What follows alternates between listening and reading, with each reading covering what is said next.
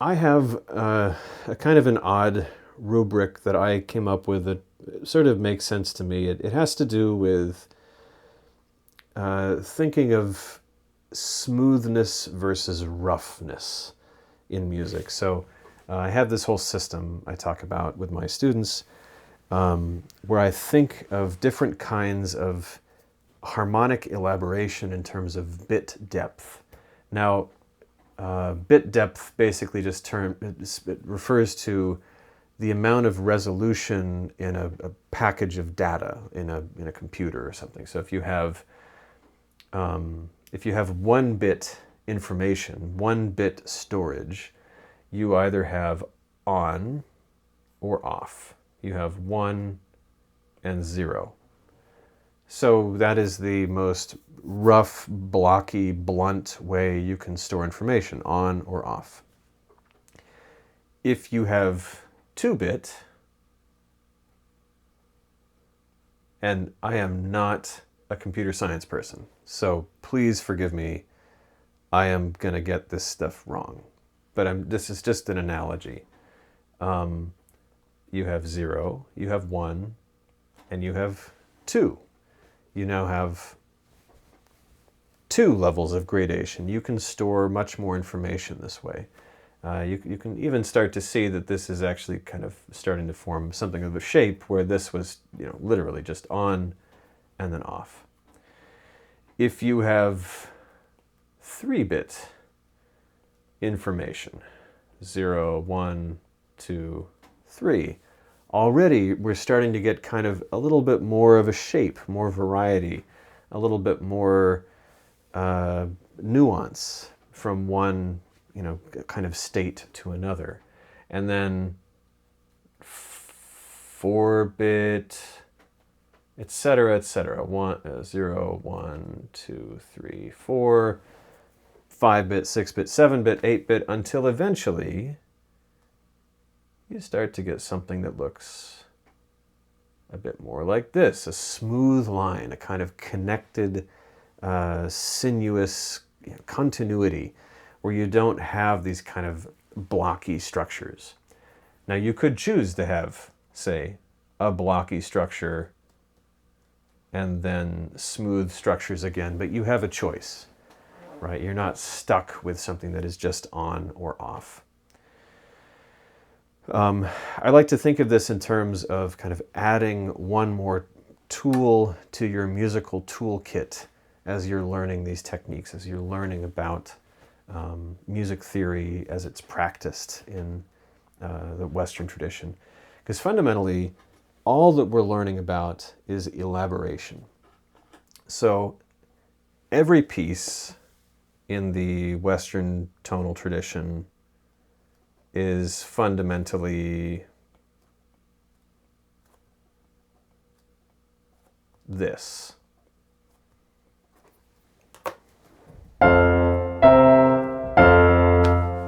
Every piece ever written, that's 1, 5, maybe it has a 7, and 1. That's it. Or how about Beethoven's 5th Symphony? I'll summarize this in 3 chords. 1, little 1, 5, 7, big 1.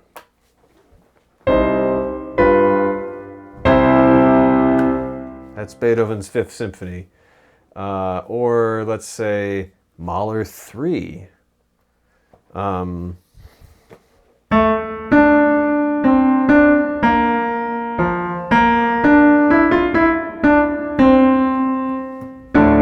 Basically D minor, 1, and then eventually 5, 7, and then a very, very rich and juicy D major at the end. So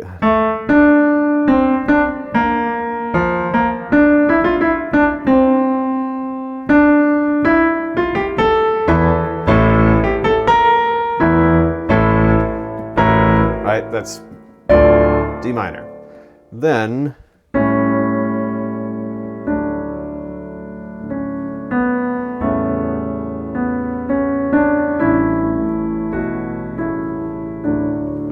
D major. The whole piece, all, you know, hour and a half of it,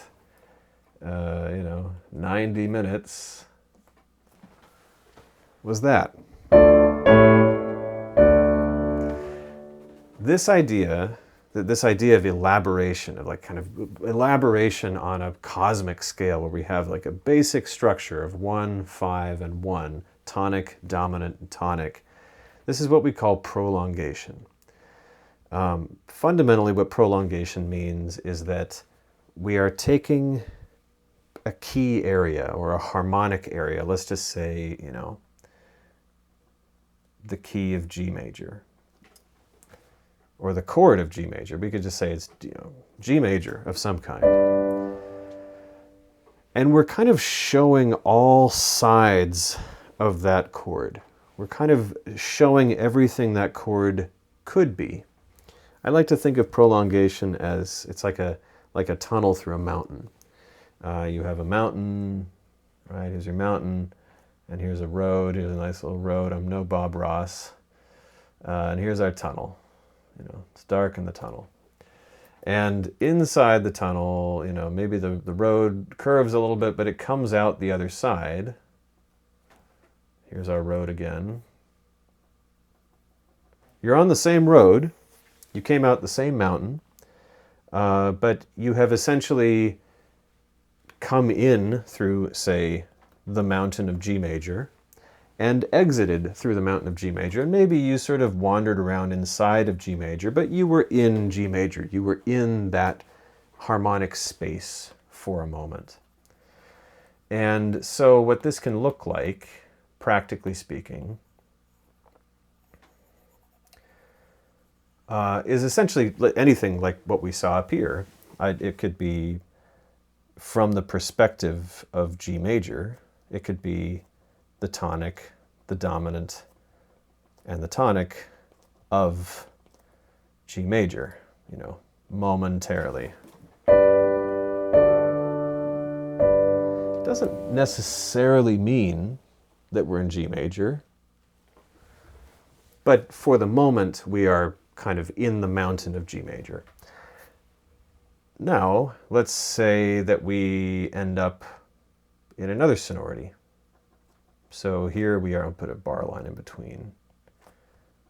Here's an A major chord, and let's explore the mountain of A major for a moment. We're going to enter through A major.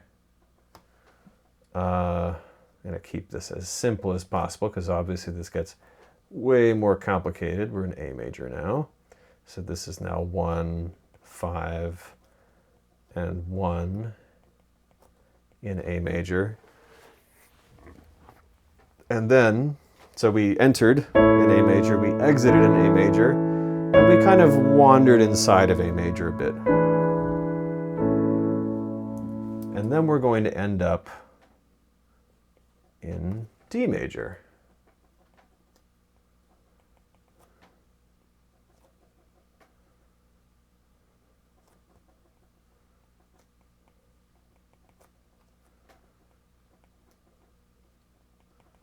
And we'll do the same thing. We're at, 1, 5, and 1 in D major.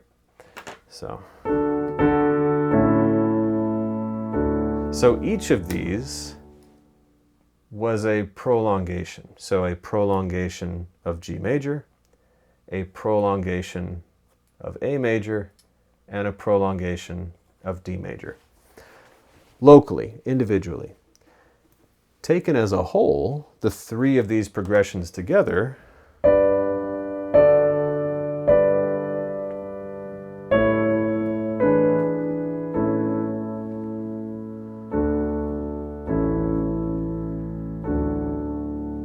was actually a coherent harmonic progression from beginning to end. So we had G major, A major,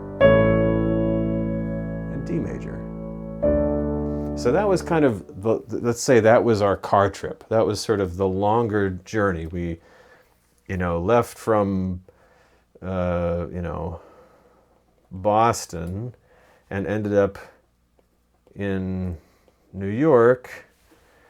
And, in Boston, we sort of had to go on some roads in Boston, and then we were in, Massachusetts, somewhere in the middle of, maybe Springfield or something, and then we ended up in New York. That was our longer journey. But within each of those regions, we had to spend time. We spent time leaving Boston. We spent time in the middle of nowhere in Massachusetts, and then we ended up in New York. So prolongation, I'll write that out. Prolongation is essentially the art of spending time in a key area.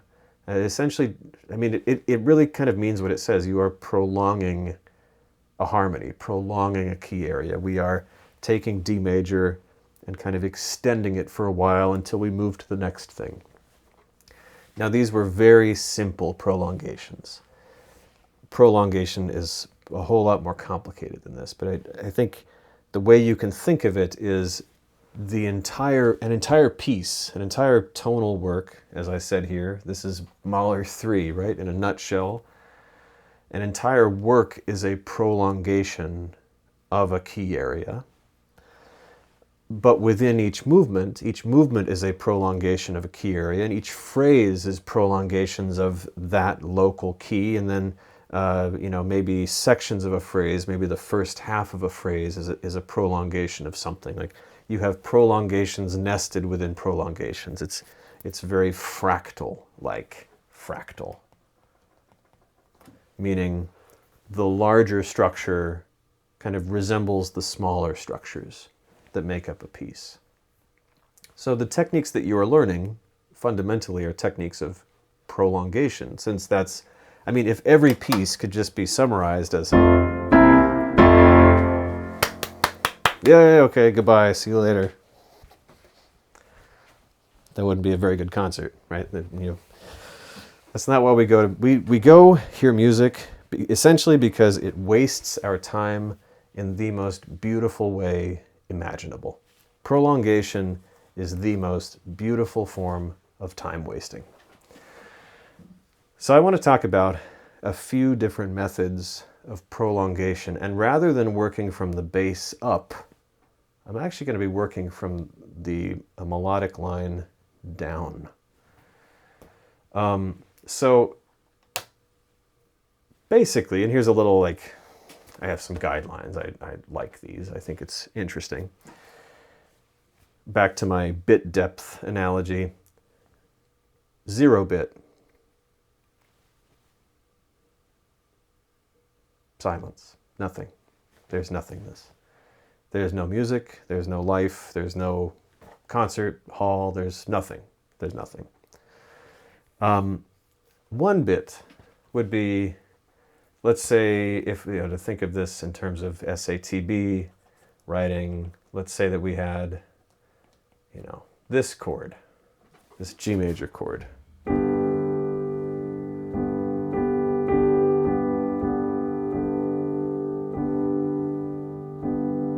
Right, we just have that chord and we just repeat that chord over and over and over. That exact voicing. Maybe we change the rhythm a little bit, but fundamentally nothing is changing, nothing at all. 2 bit.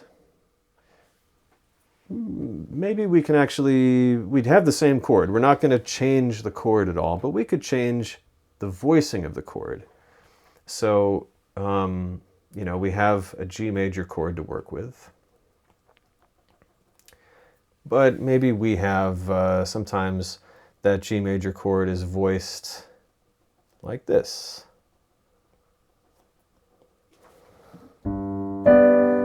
Right? Maybe sometimes it's voiced like this. right? This is what we would call close position. Close position meaning that we can't kind of cram those specific notes of that specific chord any closer together. That's as close as they're going to get before they're like on top of each other. And then this is open, and open voicing, because we have other notes from that harmony in the cracks, potentially, right? We have other, right, all these other notes that are in between the cracks. But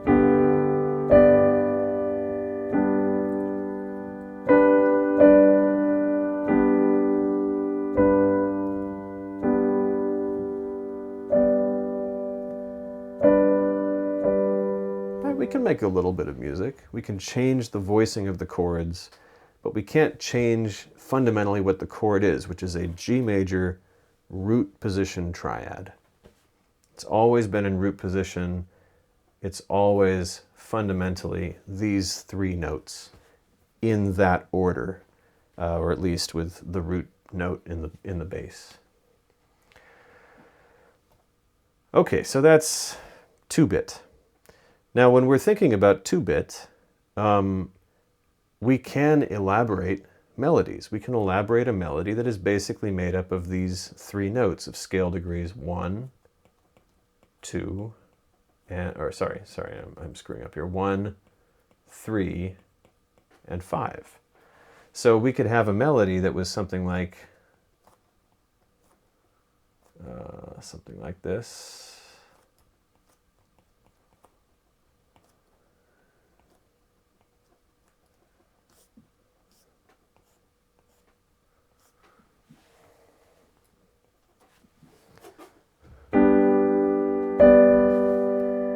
Just do a real quick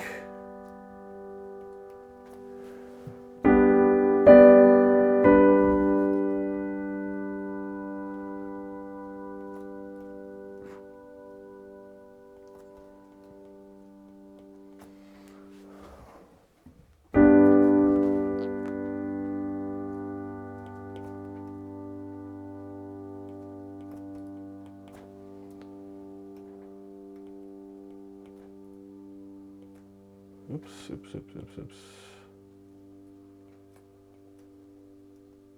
Okay, something like this.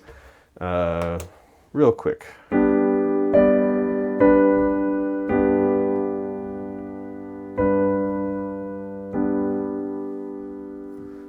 Now you'll notice a couple of things. You'll notice that the bass line stayed on the root. Always. It was on G, G, G, G, G, G. There were no other notes. That's the only note the basses can sing. The other voices have other notes that they can move through. But we're limited to scale degrees 1, 3, and 5. Now you'll notice there's a part writing mistake here. If you look at the soprano and the bass together, the soprano moves by leap and the bass by leap in the same direction into a perfect octave. This is similar motion into a perfect octave, and the soprano is moving by leap. So this is a danger in only having one voicing, where the bass is moving by octave leaps. You're often going to end up with similar motion into a perfect interval of some kind, probably an octave, most likely. Okay, so I made a mistake here. I lose a point. All right, so that's 2-bit. Very simple. 3-bit. All right, so this is where we start to explore, what I was writing out, these prolongations, these 1-5-1 progressions. What is 5? What is 1? What is that relationship? We call 1 the tonic. So if we're in the key of, let's just stay in G major because that's where we've been. If we're in the key of G major, the tonic is G major. This is 1, uppercase Roman numeral 1, meaning we're in that key, we're in the key of G major, and this is scale degree 1 of G major. So we think of this almost like the overtone series of G. We have G, and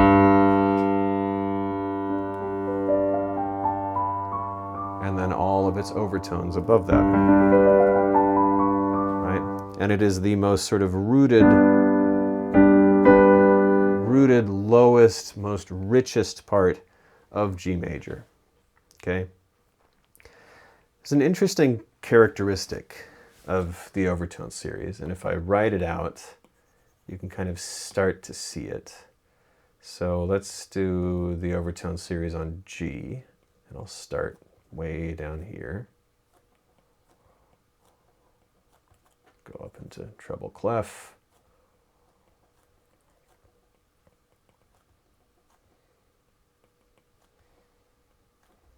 Something like this. It's that all these intervals start to get really close together. So you can see this is the first partial, second, third, fourth, fifth, sixth, seventh, eighth, ninth, 10th, 11th, 12th, 13th, 14th, 15th, 16th, etc., etc., etc., on to infinity and beyond. Now, if we start at every new partial, basically, and we start to find its overtone series. So we start from G here,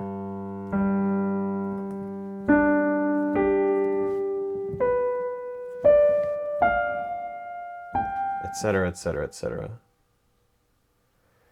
You can see that with each new note in the overtone series, each new note has its own overtone series. So the bass overtone series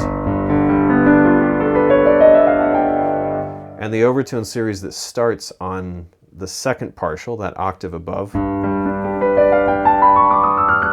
they're basically identical, right? But it's just an octave above. So let's look at the third partial here, that D. Up an octave.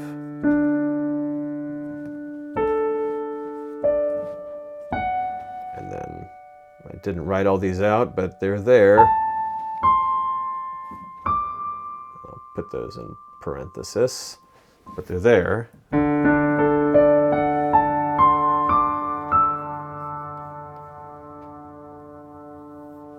Okay, hopefully that makes sense.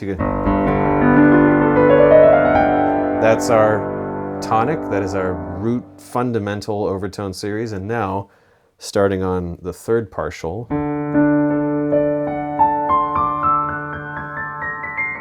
etc., etc.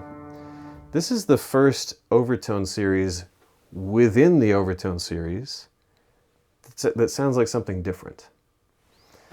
This is what we call the dominant. It's that relationship of a perfect fifth from here to here.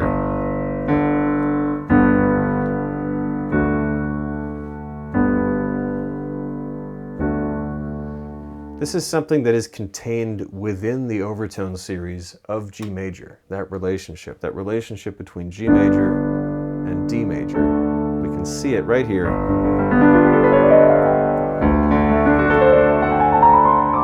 Right?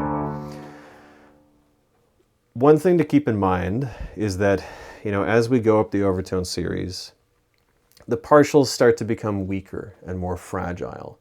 So in order to hear these higher partials, we have to kind of boost them. We have to give them more energy. We call this relationship, and let me get rid of all of this stuff. This tonic, here's our G major and D major. Tonic and dominant relationship, because essentially this sonority, which I said is contained within the G major sonority, it takes work to bring it out. It takes effort. It kind of needs more energy to be extracted. And in so doing, it reinforces the tonic. So the fundamental relationship between the dominant and the tonic is that the dominant brings us back to the tonic. It wants to resolve back to the tonic. It's a less stable version of the tonic that wants to become the tonic. It wants to sort of sit back into that kind of, those lower partials of the overtone series.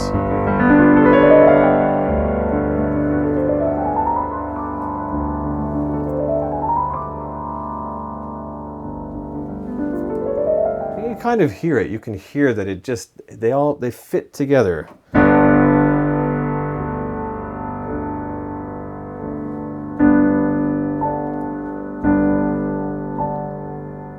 So that when we hear it on its own,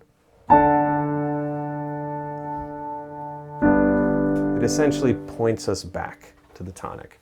This is why this note, I'll draw this in a different color, this F sharp, the scale degree 7 in G major, we call it the leading tone. Because it gives us that necessary sort of drive and tension that brings us back to G major. But this tension is kind of a foundational part of Western tonal harmony. I mean, I think if there's anything, if there is a sound that makes Western tonal music distinctive, it's this. It's that tonic-dominant relationship. The dominant is contained within the tonic, within the kind of acoustical properties of the tonic, and therefore points us back towards the tonic.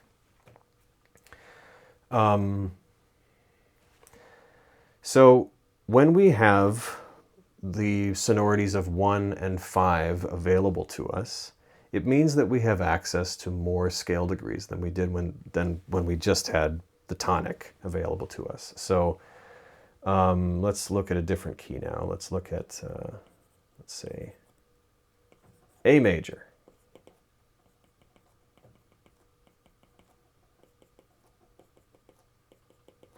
So if we're in A major, the tonic of A major is A, obviously, and the dominant, which sits on scale degree 5. So here's our tonic sonority, and here's our dominant sonority. That's scale degree 1, scale degree 5, which we've turned into big Roman numeral 1 and big Roman numeral 5. Remember that we have a major third at the bottom here, the root position, so that means it's an uppercase Roman numeral. And here we have an uppercase Roman numeral, we have a major third at the bottom of the root position triad, which means it is an uppercase Roman numeral. We now have more notes to choose from, so we can actually we can harmonize a melody that has any of these notes. So that means A, B, C sharp, E, and G sharp, which are scale degrees 1, 2, 3, 5, and 7.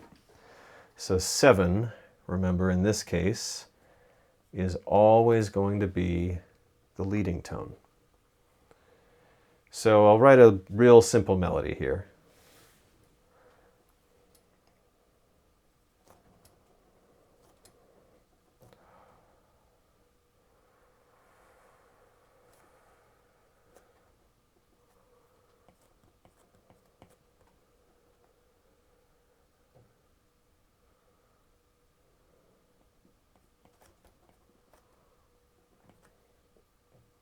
Okay, so we have something like this.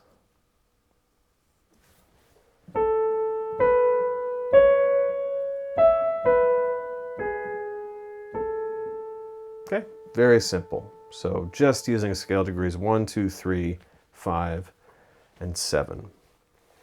So in this case, we basically only have 2 chords that we could choose from, and we want to harmonize this chord progression. So remember when we did figured bass, we were working from the bass line upwards. Well, now we're going to do the opposite direction. So because we only have these two chords, root position 1 and root position 5, that means our bass line is only going to be these two notes, A and E. So let's do two-part counterpoint. Now we're working from the top down. And if you look at these two chords, you can see that certain notes mean you can use certain chords. So if I have an A in the melody line, well, there's no A in the 5 chord. So I can't use a 5 chord. So that means I can only use a 1 chord. Okay? So I put 1 in the bass. Conversely, if I see this B here, that's scale degree 2, there's no scale degree 2. There's no B in a root position A major chord. So that means I can only use a 5 chord. I only have the ability to use a 5 chord. So that makes my decision making very easy. Okay, so we know that that's going to be 5. Similarly, C sharp. You only find C sharp in the A major chord, in the 1 chord. You don't find it in the 5 chord. So that means we can only use 1. Now, here with E, you find E in both the A major chord and the E major chord, which means at this juncture, we could decide to stay on A. We could, just keep it as a half note, have it sustain through the end of the bar. Or we could decide to go down to another. I mean, you can already see that this is a pretty insane bass line, but we don't really have any other options at the moment. So, we could do this, maybe to be friendly to the basses so that they're not just leaping everywhere.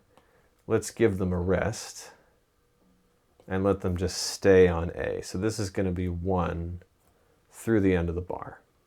Okay? And then conversely, or similarly, we only find B, that's scale degree 2, in a 5 chord. So that's going to have to be 5. And similarly, we only find scale degree 7, the leading tone. Again, mark that. I think actually previously I marked it like this. Right? I made a blue circle around it. That leading tone is going to have to resolve up when it's in an outer voice. And we only find that leading tone, that scale degree 7, in the 5 chord. And then our last note is the tonic, obviously A. We don't have that note in the 5 chord, so we can only have the tonic. So it's nice when you limit your options and you don't have much of anything else to have to worry about. So basically what we have here is this 1-5 relationship. This, like, most, you could even think of it as a kind of natal relationship, the mother and child. It is a relationship in which both chords, both sonorities they're connected at the hip, they're tied together, they're sort of inseparable. One feeds the other. They sort of have this symbiotic relationship. That's the 1 and 5 relationship. So we have most of our outer voice counterpoint now, so the soprano and the bass.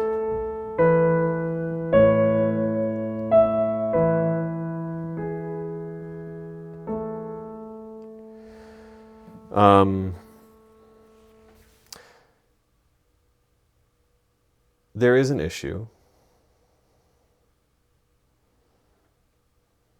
I'm not sure there's really much of anything I can do about it. Technically, from here to here, I have anti-parallel fifths. So I have a 5th, right? And then another 5th, but they're moving in contrary motion. there's not really anything I can do about it.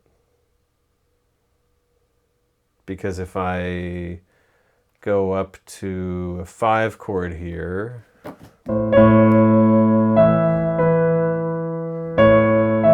that's similar motion into an octave.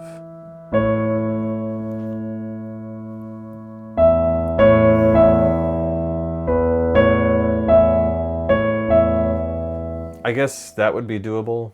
Contrary motion. If I went down to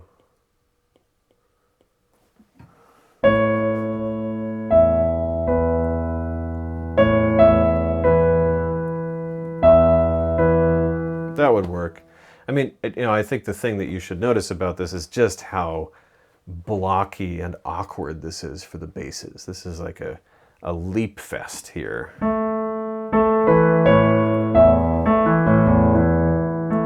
Not very pleasant voice leading. Now, this is in part why we allow for more leapiness in the bass line. If I saw someone do this in their part writing as an assignment, I would say, that's a little bit too leapy. Can you think of something else to do? But in this case, because our options are so limited, there's not really anything else for us to do. So this is what we're stuck with, this kind of leapy bass line. So that's what we're going to have. And that means that this is now actually a 5 chord, and this is 1. Okay, so problem averted, I guess. All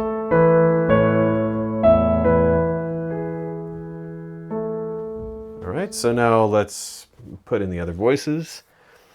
Now we're going to have to be careful about distances between voices. You can see that the soprano and the bass are moving really far apart.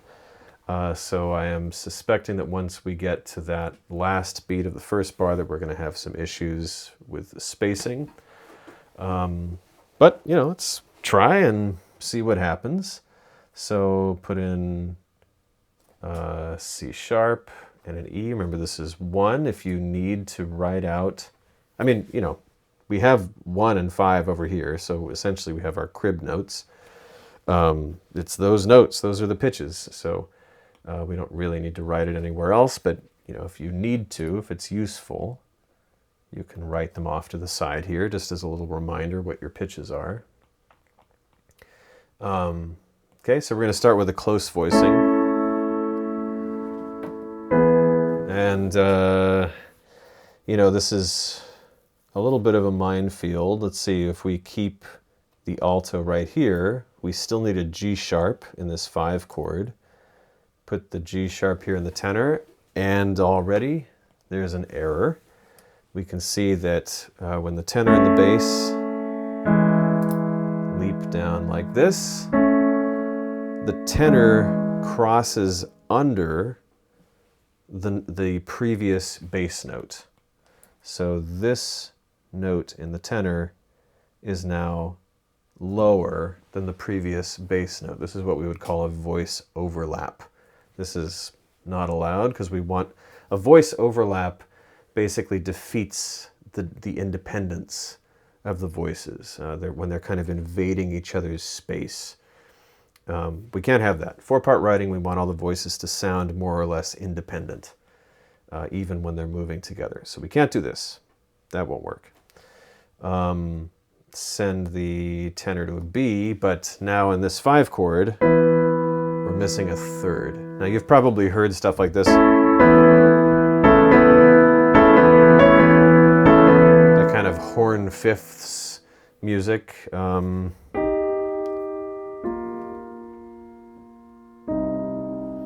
Opus 81A Piano Sonata by Beethoven. That open fifth without a 3rd, that's a thing. But in the 19th century, 18th century, that's thought of a kind of exotic thing, a different thing, a weird thing. It suggests nature, it suggests a sort of otherworldliness, which means it's a fault, which means in this sort of boring white picket fence world, it's a fault so that when we hear it in real music, it's interesting. Okay, so we need a G sharp somewhere. We need that 3rd of the chord, so we're going to put it in the alto. Now notice that this is now a leading tone. Okay, so I said this in the previous video. When you have a leading tone in a middle voice, in an inner voice, you have two options, and only two options. You can resolve that leading tone up by step in the same voice to the tonic. Or you can skip it down to the fifth of the next chord, of the chord that the dominant sonority resolves to. That's it. Those are your only two options if the 5 chord is resolving to a 1 chord. Only those two. I am compelled to do the skippy version.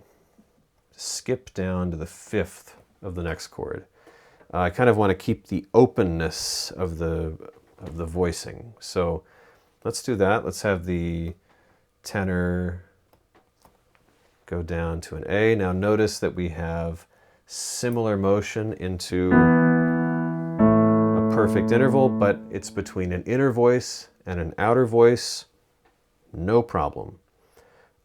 Same thing between the alto and the bass and the alto and the tenor.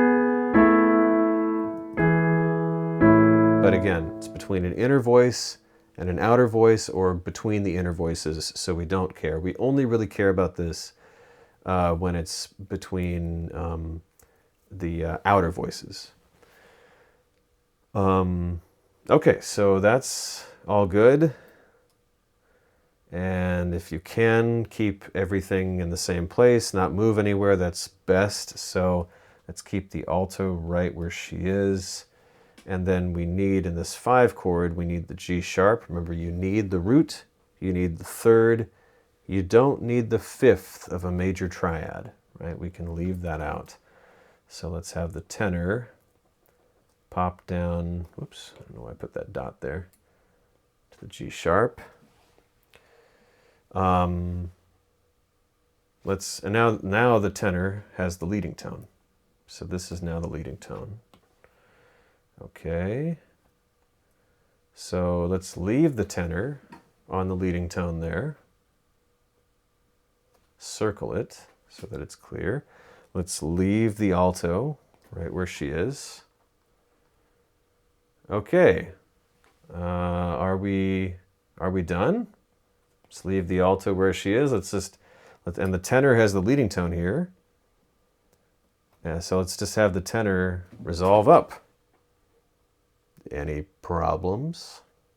Yes, of course there are problems. I love making mistakes. So, catch the mistakes. Do you catch the mistakes? This is important. Few things. I've doubled the leading tone. LT dub. Doubled. Leading tone doubled. That's not the only mistake. You'll notice that also there's been a voice overlap. So the next bass note, the A, the last bass note, is higher than the previous tenor note. So the bass in that last chord is higher than the tenor was in the previous sound. So that's also not good. So we have some issues here, and mostly they stem from doubling the leading tone. So let's undouble the leading tone. Let's fix that problem. Now, you may recall that I said previously, if you have a leading tone in any given voice, you can pass that leading tone to another voice. So if we have a 5 chord, and these first 2 beats here are 5 chord, the leading tone starts out in the tenor. We can pass that leading tone to the alto, or to the soprano, actually. We can't double it, but we can pass it to the soprano. We basically are maintaining this sort of leading tone energy throughout this 5 sonority here, this dominant sonority, but we have avoided the problem of doubling the leading tone. And now we get, oh, I guess I also left out the third in that last chord, so plenty of mistakes. So now we're all safe. We've fixed everything.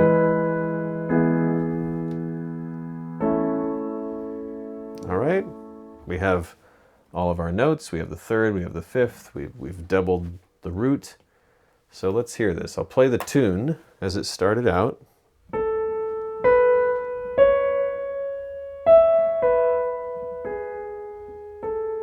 And now 4 parts.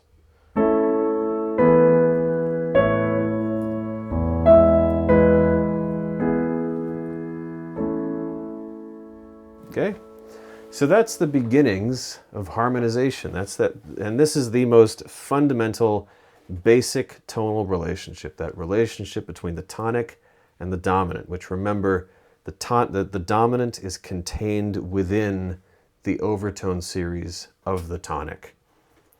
What did I just say? The dominant, the sonority of the dominant is contained within the overtone series of the tonic. All right, so let's just add one more ruffle to this.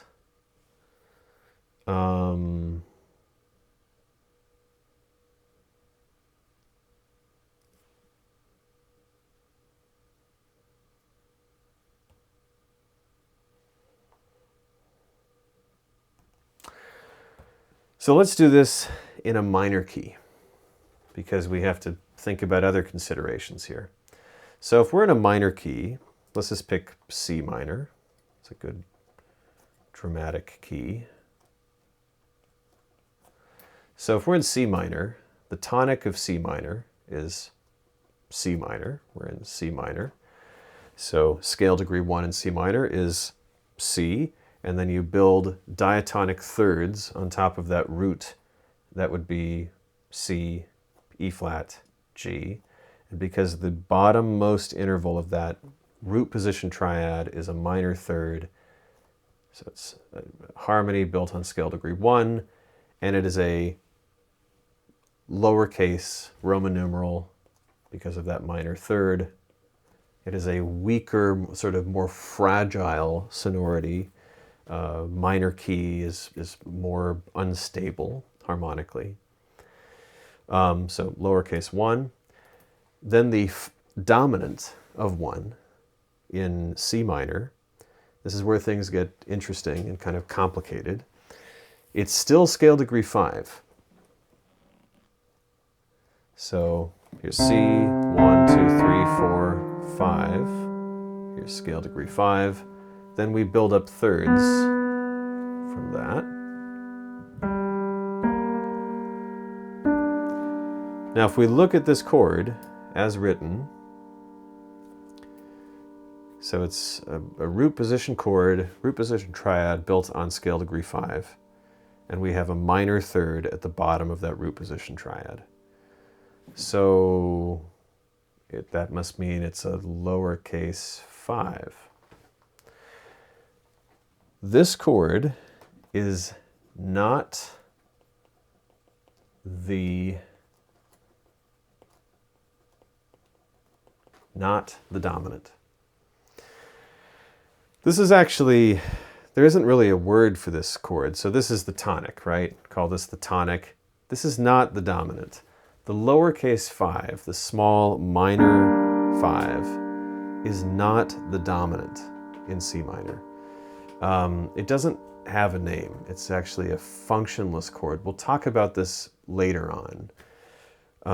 In minor, you have to do this special sleight of hand in order to turn this chord into the dominant. So you sort of have to, you have to Cinderella it. You have to kind of bippity boppity boop this chord and magically transform it into a dominant sonority, and that is by raising the leading tone.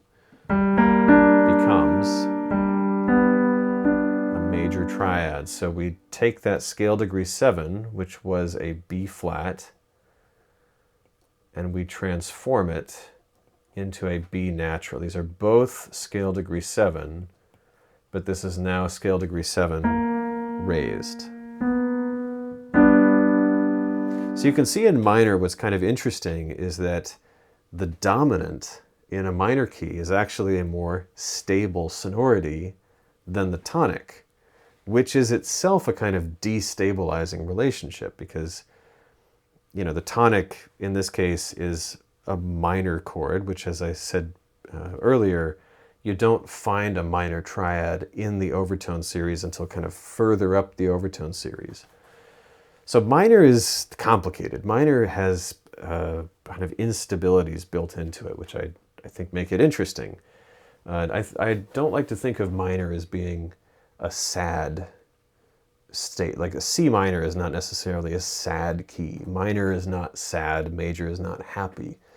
I think some of the saddest music I've ever heard is in a major key. Minor is just unstable. I think that's the best way to describe it.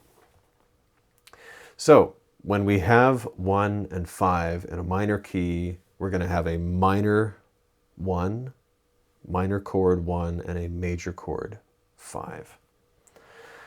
So let's make a chord progression. We have these two chords, or the scale degrees that we have access to in this case are, come on, are 1, 2, 3, 5, and 7. And in this case, raised 7. So 1, 2, 3, 5, and raised 7. Okay, so that's what we have access to in minor. Let me get rid of this business over here. Make some room. Okay, so I'll make a little melody.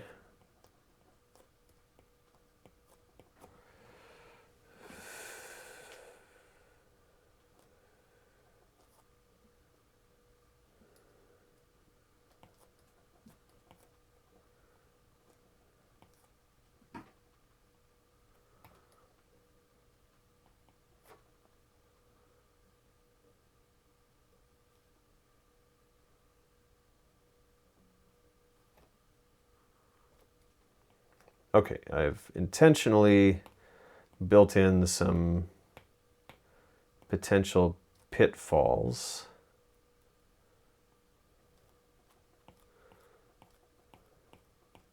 All right.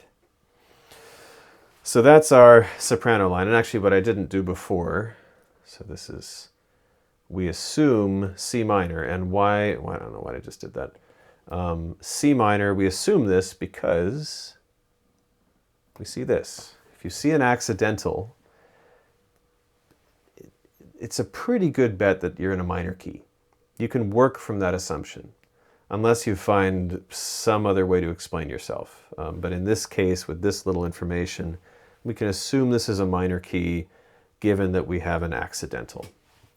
So we have scale degree 3, scale degree 2, scale degree 1, then scale degree 7 raised, scale degree 5, scale degree 1.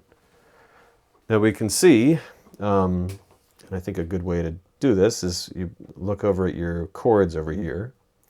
We have scale degrees 1, 3, and 5. And then over here we have scale degrees 5, 7, and 2. They all need the little hats. Come on. And it's raised 7. So that can kind of help you to filter. Okay, so scale degree 3. What chord do I have access to? Okay, well that basically the only chord I have access to is 1, the tonic. So I'll just put tonic note in the bass line here. Okay, so scale degree 2. We only have access to the 5 chord, which means we would have 5 in the bass. All right, let's work with that for now. Now, you can already notice we have similar motion into a perfect fifth. It's okay in this case because the soprano is moving by step, the bass by leap.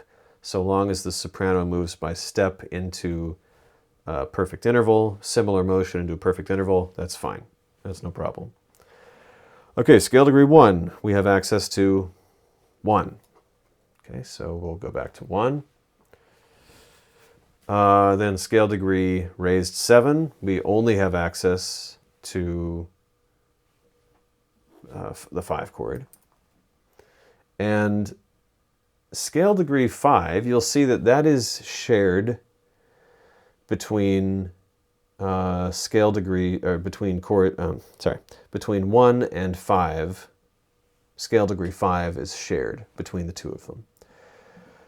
Now, I guess that means potentially we could have this be a 1 chord, right? Here's why, just by looking at this, we can't have this be a 1 chord.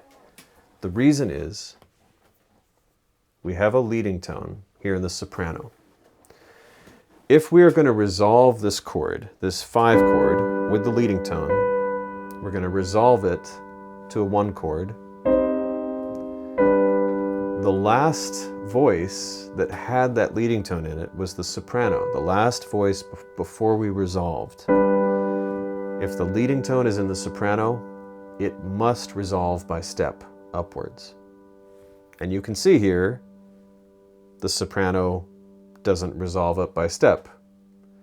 We don't have that cheat code the inner voices have where they can skip to the 5th of the next chord. So that means, necessarily, this chord cannot be 1 because this note, this leading tone, would have to have resolved up to a C, up to scale degree 1.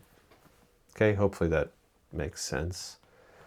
You know, what's, I think, funny about music theory, it is very logical. Like these systems are very logical.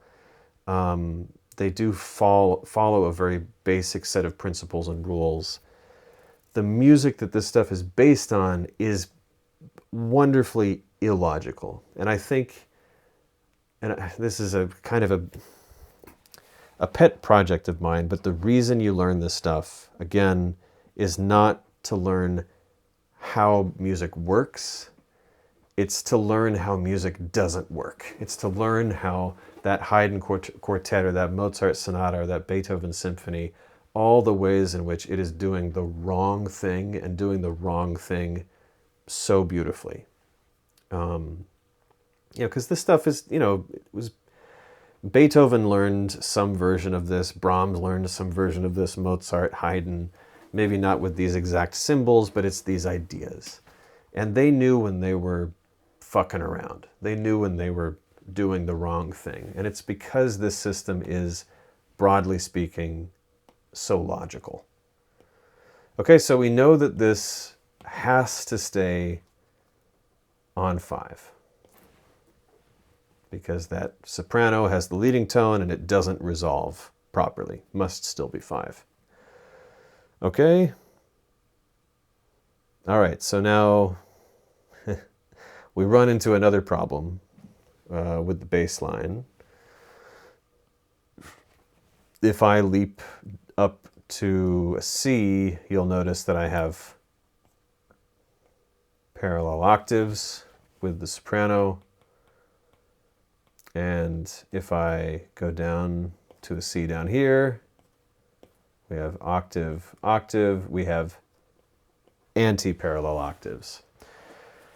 I would say that anti-parallel octaves are a lesser sin than direct parallel octaves. So I would say, let's just go with this. There's nothing else that we can do. Basically, we are shit out of luck. We're stuck with this. So what are you going to do? All right. So now we have our chord progression. I didn't write in the Roman numerals, but I will now. 1, 5, 1. Okay. So we know that for every 5 chord, we're going to need a leading tone, which means scale degree 7 raised by a half step. So let's start adding the inner voices in it again. If you want to write in the chords, the pitches, just so that you have them on hand. I think that's always useful, just so you don't forget anything, especially a leading tone. Those are so easy to forget. All right, let's go on. So, I don't know. Let's have the tenor double the root and put the alto on the 5th. I like that kind of rich sound, with the 5th, as opposed to it's very thin sounding, which can be fine. There's no problem with that. Okay, gonna move the tenor down to the leading tone. There are rules about how you approach the leading tone. They're a little bit less stringent than how you exit the leading tone, and they're less stringent than chordal 7ths. Chordal 7ths, you cannot leap down into a chordal 7th. You have to, and we'll get to that. You have to go by step or common tone. Leading tones, you have a little bit more leeway. You can leap into them from above, but not by much, and it's kind of like, be tasteful. But here it's by step, so no problem. So I'm going to circle it. That leading tone, remember, in an inner voice, that leading tone can resolve up by step, that is a resolution, or it can skip down to the 5th of the next chord. Not a resolution, but allowed. Okay, so we'll just keep the alto right where she was. Let's do that cheat code in the tenor. Let's have it not resolve. Let's have it skip down to the 5th, which means we need that 3rd, that E flat. We have the root and the 5th covered, but not the 3rd. We need the 3rd. We need the root. We need the 3rd. We don't need the 5th. So here's that 3rd. Okay, then let's keep the tenor right here. Whoops. Right on G. Okay, and then make the alto travel as little as possible. All right, now you can see that the soprano ditched that leading tone, which means she has passed it to another voice. She's like, chucked the ball, and one of her teammates, one of her fellow rugby players behind her, has to catch that ball. So looks like really the only, we could send it into the alto, that would be fine, although that could cause some problems. Yes, that's going to cause some problems. It's a little bit like playing chess. You have to kind of look ahead at what might happen.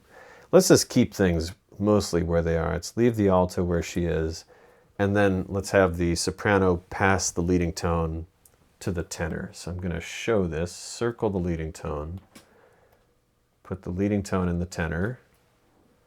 I'm going to circle the leading tone in the tenor and then draw a line here. So the leading tone was passed from the soprano to the tenor. Okay, so now the tenor, being an inner voice, it can either resolve that leading tone up or skip down to the 5th of the next chord. Now, let's resolve it properly, the way it's supposed to be. So if we resolve the tenor, resolve that leading tone up, goes to a C, that means we have the root, we don't have the 3rd. So we need the root, we need the 3rd, we've doubled the root twice, so we're going to put the 3rd in the alto. All right, let's hear this.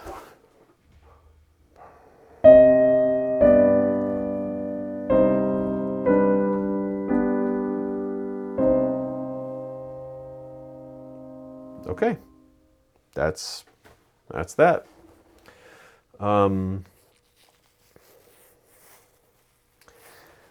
I think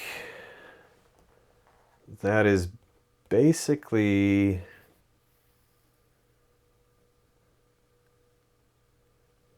everything Okay, so the last thing I want to touch on, and I'll just kind of touch on this, and we'll kind of keep, there's always time to practice this stuff.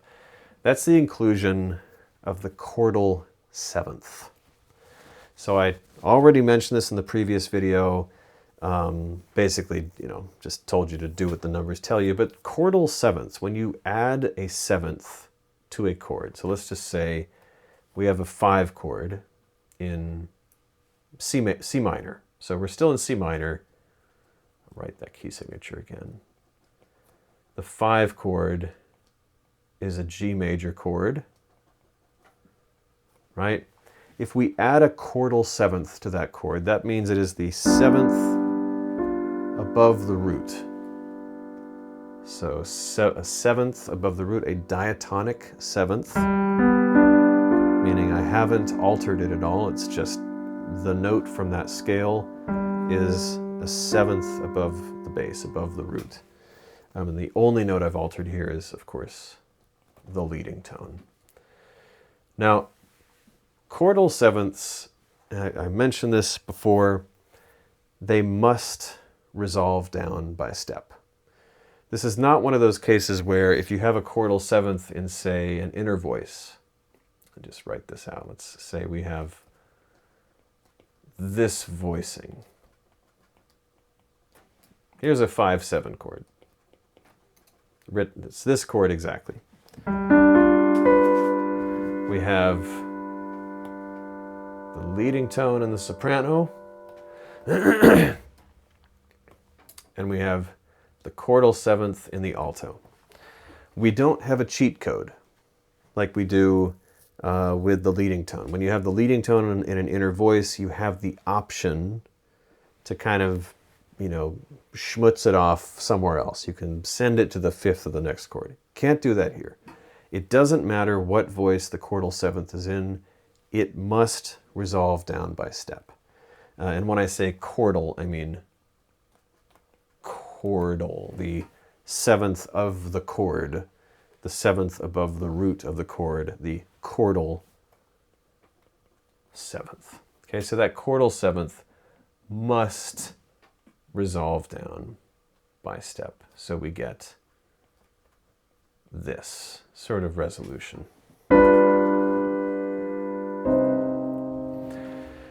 Now, this is a dissonance. This 7th is a dissonance.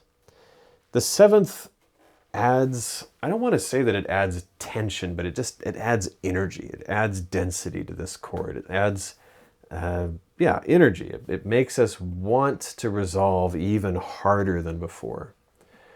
Now, you can do the same thing with the chordal seventh that you can with the leading tone in terms of if you still have a 5-7 chord, you can pass that chordal seventh from voice to voice. So we could, for example, do something like this. So notice that that chordal seventh did not, in fact, resolve the way it was supposed to, because of course we haven't resolved. We've continued the same harmony, the same chord, the same sonority. We've just passed the chordal seventh from one voice to another. So from the alto to the tenor. We could kind of keep doing this indefinitely. Let's send the chordal seventh up to the soprano, and then give the leading tone to the alto, then the tenor goes down to the 5th. Let me show this.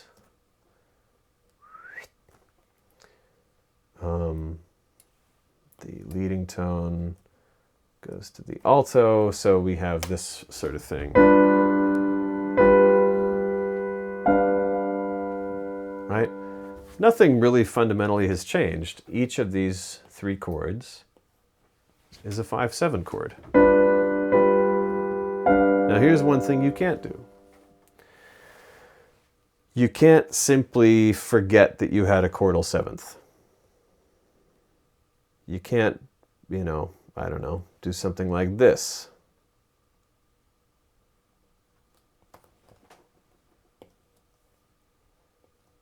So we have 5/7, we have 5/7, and then just normal ass 5. What happened to your 7? Where'd it go? Here's a trash can, and the poor 7 is being tossed. No, Siri, I don't want your help. Go away, Siri.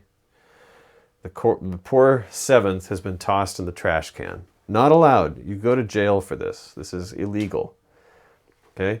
So you must, once you have introduced a chordal 7th, you must resolve it. You must, or hang on to it until such time that you can resolve it. So let's go back to having it in the soprano. Here's the chordal 7th in the soprano. Tenor passes it up to her. You must resolve the chordal 7th down by step. Now notice I just did that cheat code with the alto. I didn't resolve it. I skipped it down to the 5th of the next chord. Okay, so just clean this up a little bit.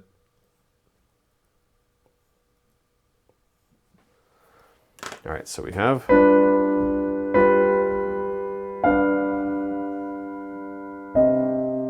okay.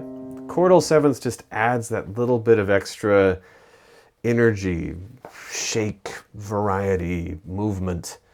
It's beautiful. And we won't deal with this quite yet, but you can have a chordal 7th on basically any chord. If you have a 1 chord, you can add a chordal 7th to it. It still has to resolve down by step. It still has to resolve down by step in that voice into the next harmony. And remember, the way to generate the chordal 7th is you write the chord in root position. So this is our 5 chord, and then add the 7th to it in root position. Then you can voice it however you want. You can make it, look like this, or this. It doesn't matter where you put it at that point, but in order to generate that 7th, you put it in root position and then add a 7th on top. Okay? So in terms of part writing or harmonization, melodic harmonization, this opens up scale degree 4. So remember that previously we had, let's just do this in C major, just for the ease and simplicity. We had access to scale degrees 1, 3, 5, and now 5, 7, and 2.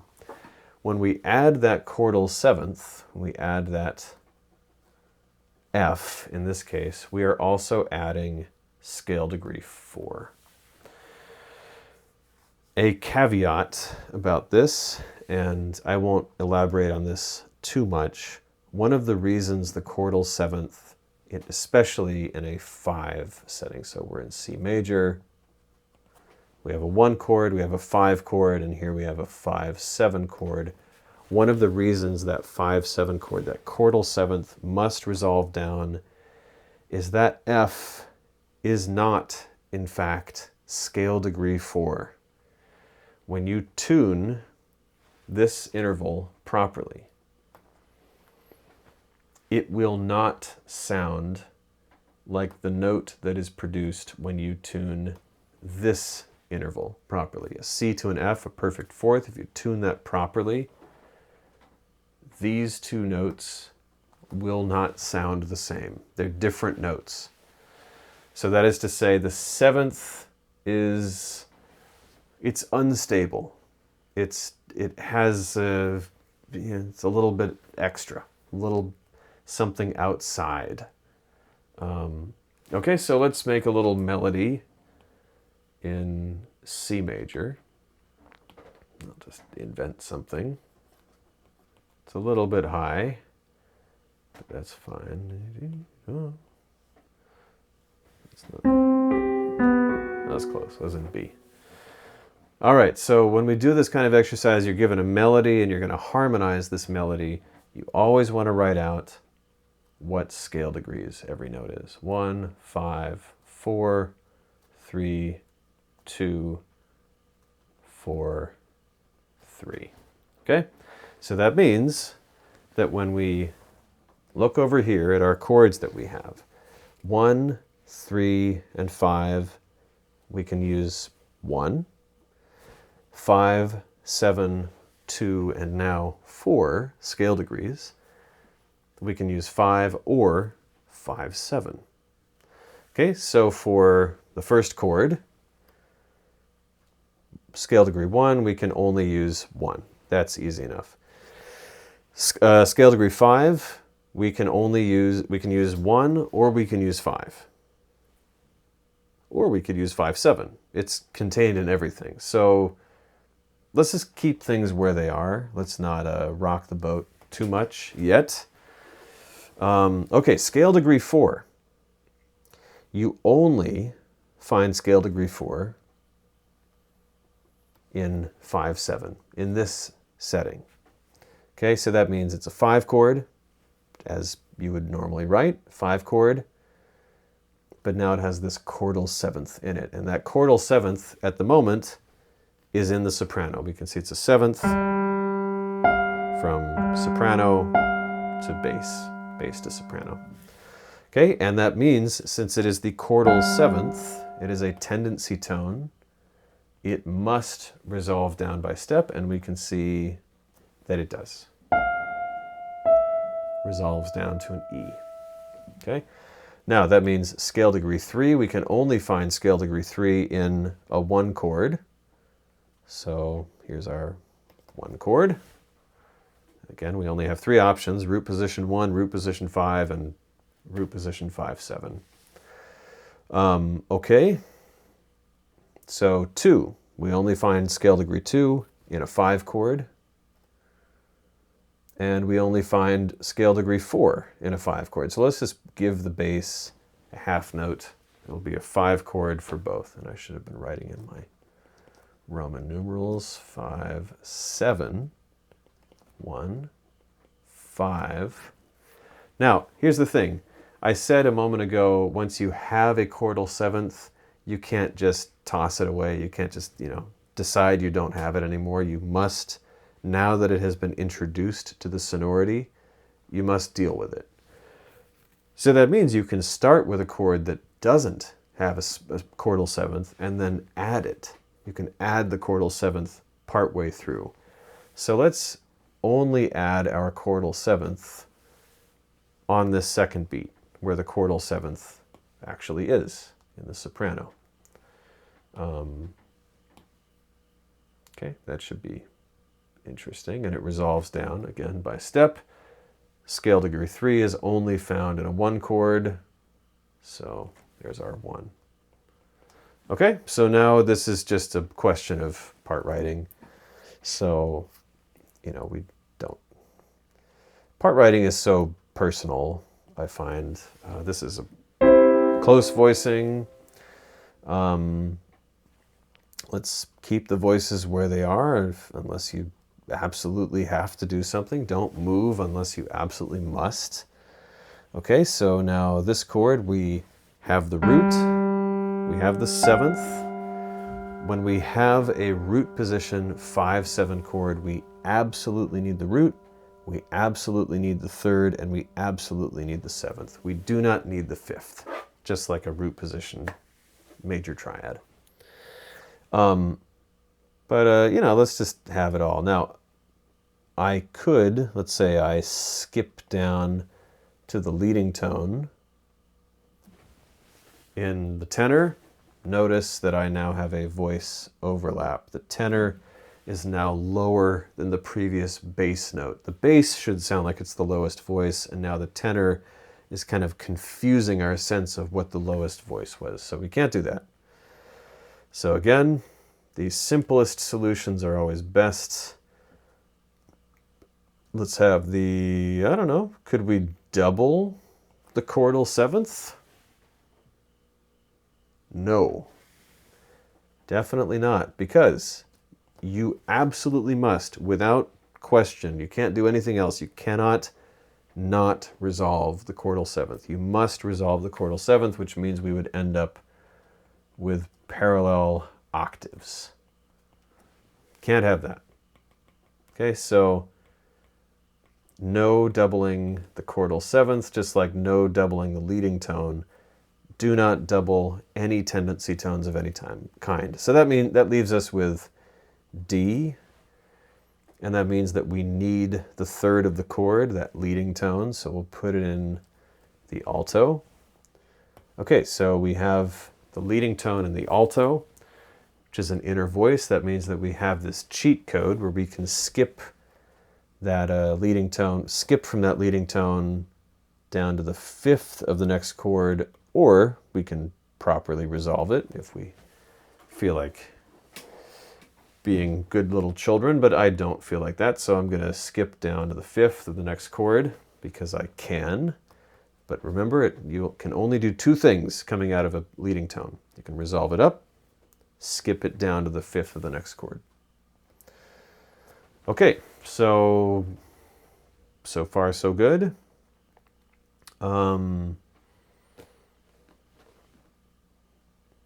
Let's keep the alto right where she is. If we don't have to move something, we shouldn't. That means this 5 chord, we need the leading tone. Put it in the tenor. Okay. I could just leave things right here. In fact, that's what I'm going to do. Because, you know, there's nothing quite like informed laziness. Whoops.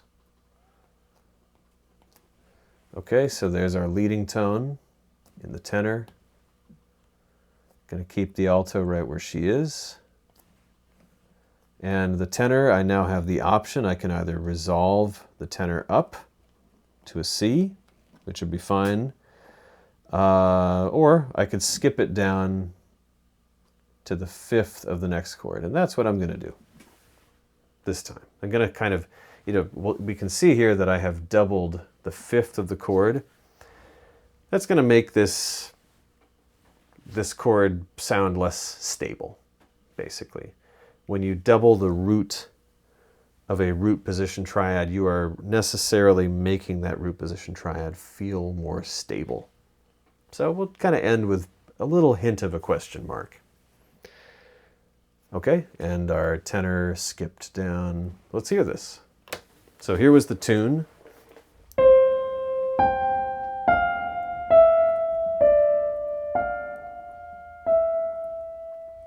And here's our harmonization.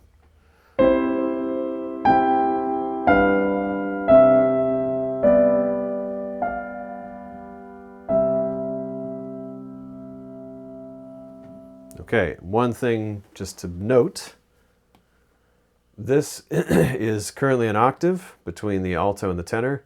That is the furthest apart those two voices can get, or really any two adjacent voices in this music. Okay, gonna leave it at that. There's so much here, so much more here, but this is kind of the basic building blocks of harmonic relationships, 1 and 5. This is sort of what Western tonal harmony is built on, is this relationship. Please feel free to reach out if you have any questions or comments. I love hearing from people, and see you next time.